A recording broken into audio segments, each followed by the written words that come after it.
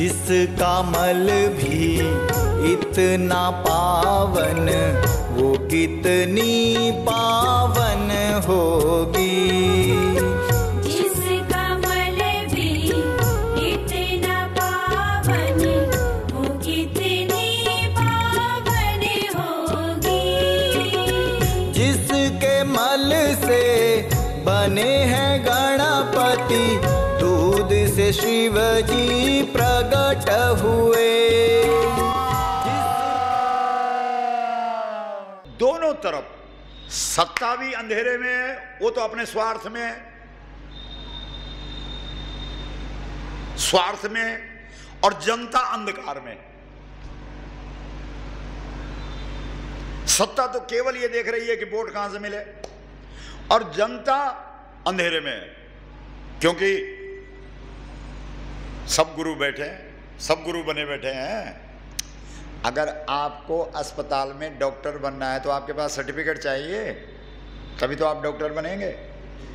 अगर आपको अदालत में वकालत करनी है तो आपके पास सर्टिफिकेट होगा, तभी तो वकालत करेंगे। लेकिन इस गद्दी पर बैठने के लिए कोई पूछता है कि भाई साहब आप बैठ रहे हैं, आपके पास डिग्री है? जो मर्जी को बिठा दो आप।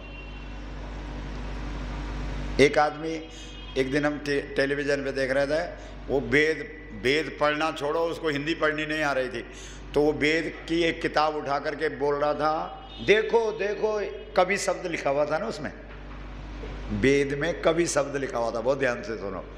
तो वो कह रहा था देखो कबीर का नाम यहां भी है। बताओ, वो कवि का अर्थ कबीर कर रहा था, और आपको आश्चर्य होगा लाखों लोग उसके सामने सुन रहे थे, बैठे हुए थे। बताइए क्या करें आप, बताओ। दुर्गा का मतलब गाय है। दुर्गा का मतलब क्या है बोलो? हमने तो व्याकरण की दृष्टि से सिद्ध किया। सोचो, तो जहां सबसे ज्यादा गाय कट रही है, वहीं सबसे ज्यादा दुर्गा की मिट्टी की प्रतिमाएं बना बना करके पूजा करने का ढोंग हो रहा है। बोलो गौ माता की मां। बताइए, सारा देश कुंभकर्ण की नींद में मरा पड़ा, सोया हुआ। कुंभकर्ण तब मरेगा ना, सोए हुए में तो मरेगा नहीं, पहले तो उसको जगाना पड़ेगा। सॉरी, पता ही नहीं है कुछ। गणेश क्या है, दुर्गा क्या है, राम क्या है। राम जी का जन्म कैसे हुआ? भाई दशरथ की संतान नहीं थी, बोलो। 3 रानियां हैं, गुरु के पास गए। गुरु कौन है? वशिष्ठ। वशिष्ठ किसको बोलते हैं? जो इष्ट रूप में गाय को मानता है। ऐसा कोई ऋषि बता दो जो इष्ट के रूप में गाय को नहीं मानता हो। विश्वामित्र हो, वशिष्ठ हो, जमदग्नि हो, गौतम हो, ये सब गाय की उपासना करने वाले ऋषि हैं। ऋषि बोलते ही उसको जो गाय को इष्ट मानता है। जब वो अपने गुरु जी के पास जाता है, कौन? दशरथ जी। तो दशरथ जी जब गुरु जी के पास जाते हैं तो वशिष्ठ जी एक ऋषि को बुलाते हैं जिसका नाम श्रृंगी है, उत्तराखंड से आते हैं। वो गौएं मंगाते हैं, गौओं के बछड़े खोल देते हैं। बछड़ों ने जब दूध पी लिया, तब जो बचा हुआ दूध है वो निकाला जाता है। वो है अमृत। कि मशीन लगा करके दूध निकाल रहे हैं, वो है अमृत। वो तो खून है गाय का। बहुत ध्यान दीजिए। उसके बाद बहुत सुनना जरा, उसके बाद श्रृंगी ऋषि ने उस दूध में खीर बनाई और उस खीर का प्रसाद दिया। किसको? रानियों को। तो खीर ने चमत्कार कर दिया कि नहीं? भाई जिस माँ ने खीर खाई हो, खीर का प्रसाद खाया हो, उसी की कोख से राम जन्म होगा।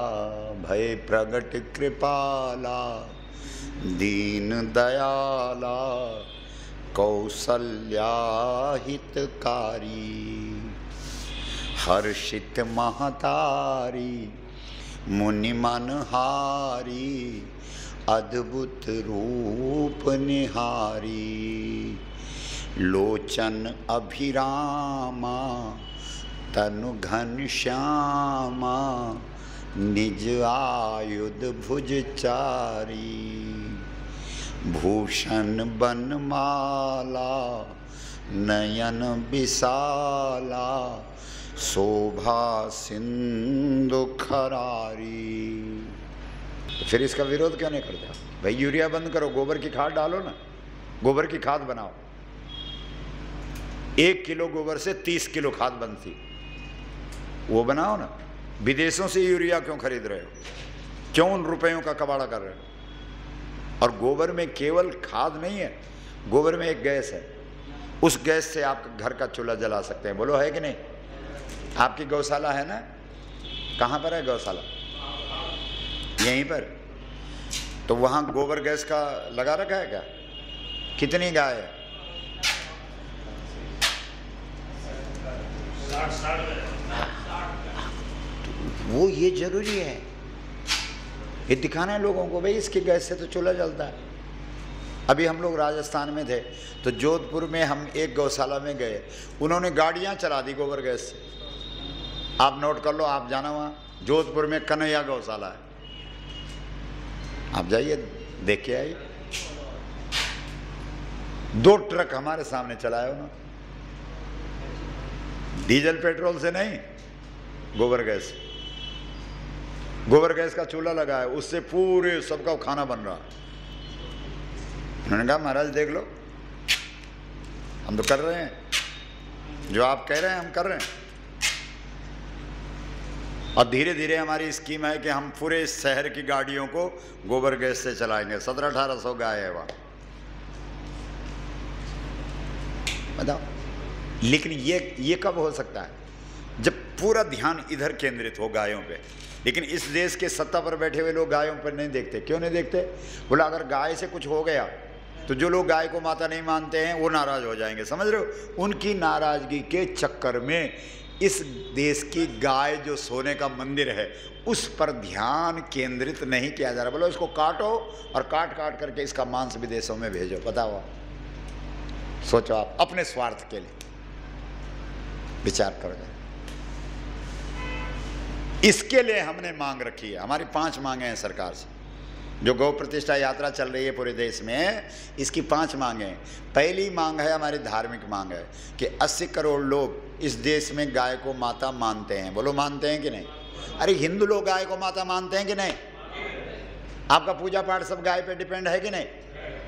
तो इन लोगों की आस्था गाय के साथ, गाय की पूजा करने वाले लोग जो हैं उनका गाय से सीधा सा आस्था का संबंध हुआ कि नहीं?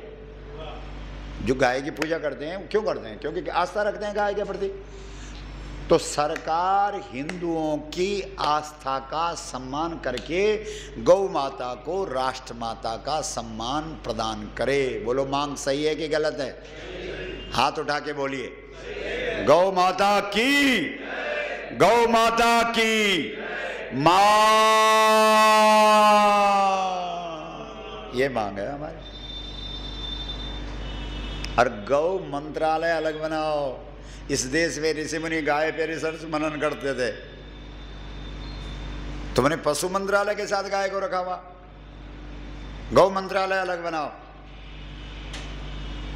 ये मांग है हमारी, पहली मांग। दूसरी मांग हमारी है, अगर इस देश में संस्कार पैदा करना चाहते हो तो 10 वर्ष तक के बच्चों को गाय का दूध पिलाया जाना चाहिए। बोलो गौ माता की।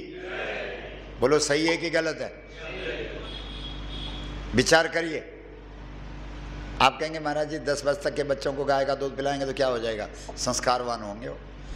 आप लोगों ने जरूर कहीं ना कहीं गाय का दूध पिया होगा बचपन में, माँ बाप ने पिलाया होगा। वो दूध आपको यहाँ लाया है, वो दूध आपको गाय के प्रति खड़ा किया है। जिसने गाय का दूध नहीं पिया होगा ना, वो कभी गाय की तरफ जाएगा ही नहीं, मतलब ही नहीं है। संस्कार पैदा करने वाली कौन है? गौ माता, गौ माता। आप जवाब दो, संस्कार पैदा करने वाली कौन है?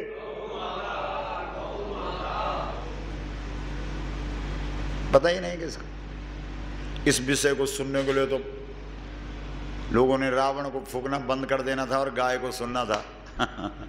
लेकिन लोग क्या करते हैं, कि बाहर रावण का पुतला मरता रहता है, जलता रहता है, और अंदर रावण बैठा हुआ हंसता रहता है? नहीं, नहीं?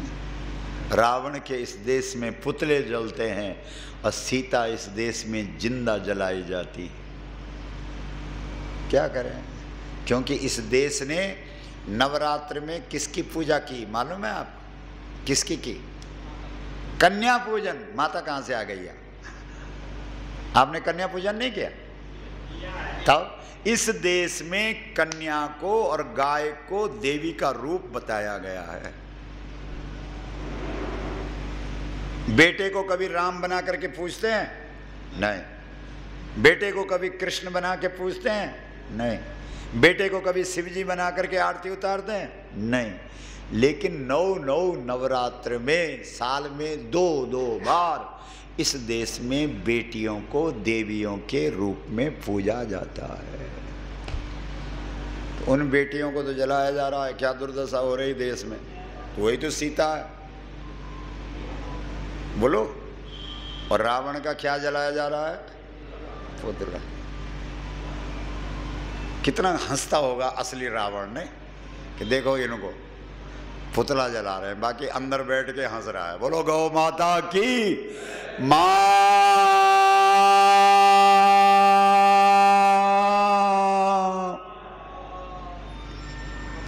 अगर संस्कारवान इस देश को बनाना है तो गाय का दूध 10 वर्ष तक बच्चों को पिलाना पड़ेगा।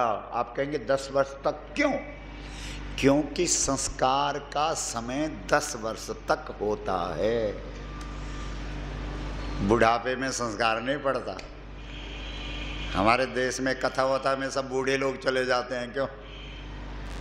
क्या करेंगे? थोड़ी देर वो वहाँ जा कर के ताली वाली बजा देते हैं, उसके बाद बाहर आए और जैसे कि तैसे।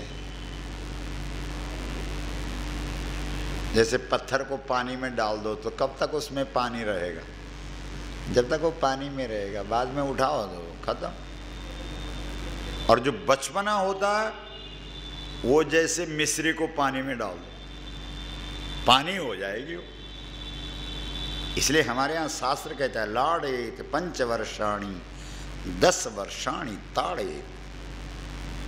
बच्चे को 5 वर्ष तक प्यार करो और 10 वर्ष तक उसमें संस्कार भरो। और जो बच्चे में 10 वर्ष तक संस्कार पड़ जाएगा वो जिंदगी भर अमिट रहेगा, उसे कोई मिटा नहीं सकता। इसलिए हमारी मांग है कि 10 साल तक के बच्चों को गाय का दूध पिलाया जाना चाहिए। बोलो गौ माता की। सही है कि गलत है? और अगर इस देश को समृद्धशाली बनाना है तो गोबर का उपयोग करना पड़ेगा। इसके लिए क्या करना पड़ेगा? इसको सरकार को आगे आना पड़ेगा। क्या करना पड़ेगा? किसान से गोबर खरीदना पड़ेगा। क्योंकि किसान सोचता है कि गाय के दूध में पैसा है। जब तक गाय दूध देती है गाय रखता है, जब दूध देना बंद कर देती है छोड़ देता है बाजार में। बोलो, आपने जो गौशाला बनाई है कहाँ से आए आपके पास गाय? गांव से। क्यों? क्योंकि उन्होंने छोड़ दिया तो आपने गौशाला बना के उसमें रख दिया, बात खत्म। अगर गांव के लोगों को गायों के गोबर से रुपए मिल गया तब भी छोड़ेंगे वो बाजार में? मतलब ही नहीं उठता। इसलिए हमारी मांग है इस देश में 1 किलो गोबर 10 रुपए में खरीदा जाना चाहिए। और जिस दिन 1 किलो गोबर की कीमत किसान को 10 रुपए मिल जाएगा उस दिन कोई किसान गाय को बाजार में छोड़ने वाला। बोलो मांग सही है कि गलत है? थोड़ा हाथ हिला के बोल लीजिए ना, क्या हुआ? आज तो वैसे भी दशहरा है। 10 को ख़त्म करना है कि 10 को हरा भरा करना है? 10 कौन है? 10 इंद्रियां। 11वां कौन है? मन। तो 10 को ख़त्म करो, 10 इंद्रियों पे नियंत्रण करो। बोलो श्याम सुंदर भगवान की। हर हर मां।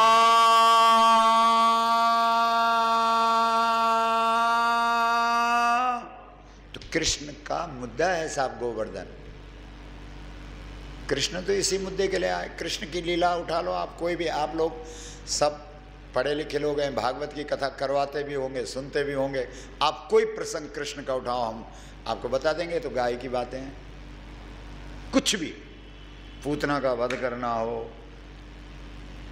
बकासुर, अघासुर, बत्सासुर, कालिया नाग, मिट्टी खाना, रास करना, बांसुरी बजाना, वृंदावन में गाय चराना, ये तो सब गाय की चर्चा। किसी ने कृष्ण को कहा कि आप माखन क्यों चुराते हैं? तो कृष्ण ने कहा कि भैया माखन हम इसलिए चुराते हैं, हम दुनिया को बताते हैं कि माखन चोरी करके भी खाओ तो भी भगवान बन जाओ। जबकि चोरी का माल अच्छा थोड़ी होता है, नहीं सोचो ना आप। लेकिन मक्खन इतनी अच्छी चीज है कि चोरी करके भी खाओगे तो क्या बन जाओगे? और शराब अगर खरीद करके भी पियोगे तो क्या बन जाओगे? शैतान। ताली बजाओ भाई के लिए। लेकिन आजकल लोग मक्खन कहाँ है? सरकार मक्खन का प्रचार कर रही है कि शराब का? सरकारी शराब की दुकान नहीं, मतलब सरकार चाहती है कि पूरे देश में कंस बन जाए सब। बोलो, विचार करो। इसलिए इन विदेशी जर्सी आदि जानवरों पर प्रतिबंध लगाओ, बहुत ध्यान दीजिए। और गौवर्धन करो, जो भारतीय नस्ल की गाय है उनको बढ़ाओ। बोलो गौ माता की मां। और गौचरान भूमि गायों के लिए उपलब्ध कराओ, क्योंकि गौचरान की व्यवस्था थी इस देश में, नहीं थी? आप उठाओ, सरकारी कागज उठाओ, सब पे कब्जा कर दिया। कहीं जनता ने कर दिया, कहीं सत्ता ने कर दिया, बात खत्म। बोला गाय को हटाओ, गाय नहीं चाहिए। उसकी जगह पे कब्जा कर दिया, उसको काट काट करके उसके रुपए से देश का विकास कर रहे हैं। वाह रे विकसित देश वालों, मां को काट काट के बेचो और देश में सड़क का जाल बिछाओ। वाह विकास, वाह विकास। सोचो, इस देश में जो गद्दी पर बैठते हैं वो दो बातें करते हैं वोट के लिए। क्या क्या? सुनो, एक करते हैं विकास की बात और एक करते हैं आतंकवाद को हम खत्म करेंगे। आतंकवाद की जड़ क्या है, आपने कभी सोचा? नहीं सोचा। हम बता दें, सुनो।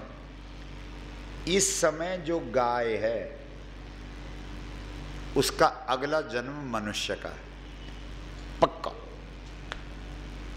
ऐसा नहीं होता है कि गाय का शरीर छूट गया उसके बाद कुछ दिनों जो है जन्म नहीं मिलेगा और फिर बाद में मिलेगा, ऐसा नहीं। एक शरीर छूटता है और दूसरा शरीर तुरंत मिल जाता है।